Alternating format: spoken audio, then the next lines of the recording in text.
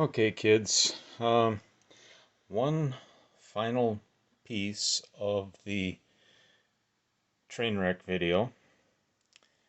This would be the carbon fiber going over the foam. And this is going to be the final step. And here's your foam.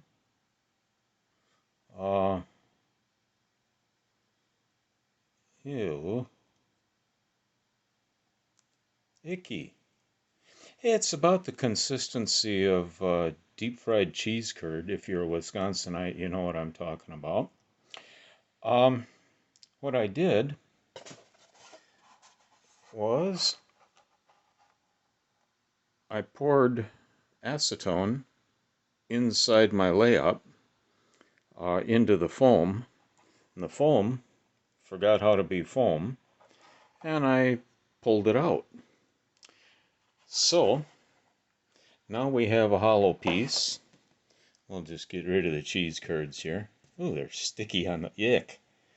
They're yeah. Okay. The train wreck continues. They're a little sticky on the bottom, but ew. We'll set them aside there, and yeah, get that off your fingers.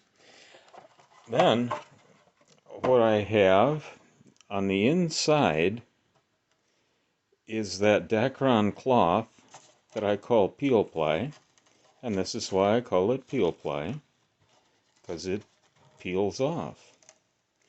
And I'm going to go ahead, and really hard to do this one-handed while holding a camera with a shaky hand.